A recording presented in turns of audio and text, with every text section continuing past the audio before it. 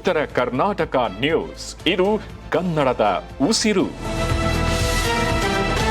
ಸಂಸತ್ತಿನಲ್ಲಿ NEET paper ಸೋರಿಕೆ ವಿವಾದ ಸತತ 3ನೇ ದಿನವೂ ಕೂಡ ಮುಂದುವರೆದ ಕಲಾಪ ಅಡಚಣೆ. ದೇಶಾದ್ಯಂತ ತೀವ್ರ ಚರ್ಚೆಗೆ ಗ್ರಾಸವಾಗಿರುವ ನೀಟ್ ಯುಜಿ ಪ್ರಶ್ನೆ ಪತ್ರಿಕೆ ಸೋರಿಕೆ ಹಾಗೂ ಶೈಕ್ಷಣಿಕ ವ್ಯವಸ್ಥೆಯ ಲೋಪದೋಷಗಳ ಕುರಿತು ಸಂಸತ್ತಿನಲ್ಲಿ ಭಾರೀ ಕೋಲಾಹಲ ಮುಂದುವರೆದಿದೆ. ವಿರೋಧ ಪಕ್ಷಗಳು ಕೇಂದ್ರ ಶಿಕ್ಷಣ ಸಚಿವರ ರಾಜೀನಾಮೆಗೆ ಪಟ್ಟು ಹಿಡಿದು ಸತತ 3ನೇ ದಿನವೂ ಕೂಡ ಉಭಯ ಸದನಗಳಲ್ಲಿ ಪ್ರತಿಭಟನೆಯನ್ನ ನಡೆಸಿದ್ದಾರೆ. ಆಡಳಿತ ಪಕ್ಷವು ಯಾವುದೇ ನಿಯಮದಡಿ ಚರ್ಚೆಗೆ ಸಿದ್ಧವಿದೆ ಎಂದು ಸ್ಪಷ್ಟಪಡಿಸಿದರೂ ಕೂಡ ವಿಪಕ್ಷಗಳ ತೀವ್ರ ಗದ್ದಲದಿಂದಾಗಿ ಕಲಾಪಗಳು ಪದೇ ಪದೇ ಮುಂದೂಡಲ್ಪಟ್ಟಿದ್ವು. ರಾಷ್ಟ್ರೀಯ ಪರೀಕ್ಷಾ ಸಂಸ್ಥೆಯ ಸುಧಾರಣೆಗಳು ಹಾಗೂ ಪರೀಕ್ಷಾ ಭದ್ರತೆ ಕುರಿತು ಸಂಸದೀಯ ಸ್ಥಾಯಿ ಸಮಿತಿಯ ಪರಿಶೀಲನೆ ನಡೆಸುತ್ತಿದ್ದು, ವಿದ್ಯಾರ್ಥಿ ವಲಯದಲ್ಲಿ ಈ ವಿಚಾರವು ಇದೀಗ ದೊಡ್ಡ ಮಟ್ಟದ ಆತಂಕ ಹಾಗೂ ಚರ್ಚೆಗೆ ಕಾರಣವಾಗಿದೆ.